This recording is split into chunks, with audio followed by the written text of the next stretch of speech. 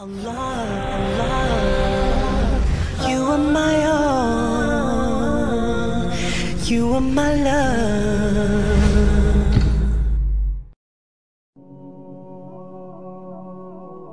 The Prophet ﷺ, he taught us that you are on the religion of your friends. You are on this lifestyle of your friends.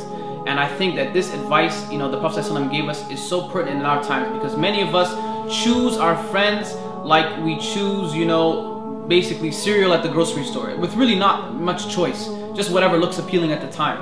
But imagine that, the person who wants to get married, when you're looking for the right wife or husband, you're going to start inquiring about this person's background. You want to know about their family, you want to know about their religion, you want to know about their wealth, you want to know about everything about them. And this is the person who, you're going to be spending the rest of your life with. But when we're looking for friends, we don't really care. I've known this guy since I was 2. I've known this person since I was 10, or this person's known me since then. And so that becomes a reason why you're friends with this person. But, to be honest, I think that we have to start choosing our friends like we choose our spouses. Your friend should be of top-notch quality. Your friend should be A or A pluses only.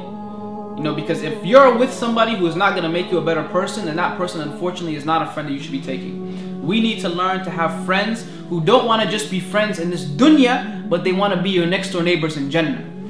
How many friends do you have like that? Friends that are going to remind you, brother, sister, fear Allah. Brother, sister, let's establish the salah. How many friends are you going to have that are going to tell you, brother and sister, that what you're doing is wrong? I don't think that's a good action. Unfortunately, many of our friends have just become people that we know. And when I started practicing, and I don't want it to sound like an arrogant thing or whatever, but I had to cut a lot of people off. And you really have to sometimes. You got to figure out what is your priority. Why are you on this earth, and what are you doing, and how long are you going to be here for? That you can have time to mess around with people who don't have your same agenda and priority in mind. And so, brothers and sisters, my advice to you is to pick your friends wisely and make sure the people you're surrounding yourselves are people who are going to remind you of Allah subhanahu wa ta'ala in good times and in bad. And ultimately, these people who you're with are going to shape your identity. And if there's some brother or sister who you think is not really doing that well, then it's okay, inshallah, be that support system for them.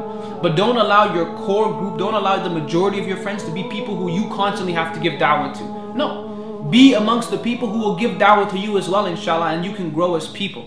So brothers and sisters, inshallah, I hope that this advice, sincerely, it works and it penetrates your hearts. And, inshallah, you will be my friend in this world, and you will benefit me. I will be your friend in this world, inshallah, and we will be the best of friends in the hereafter, in Jannah Firdaus, inshallah. I'd like to give a big jazakallah khair, a big thank you and shout out to Roadside to Islam for all the amazing work they're doing. And may Allah subhanahu wa ta'ala make this act heavy on all of our scales of good deeds, inshallah. This is your brother Bona Muhammad signing off. Jazakumullah khairan. Wassalamu alaikum wa rahmatullahi wa barakatuh. In the name of Allah, the greatest, the most high, Allah Azza wa Jalla, you are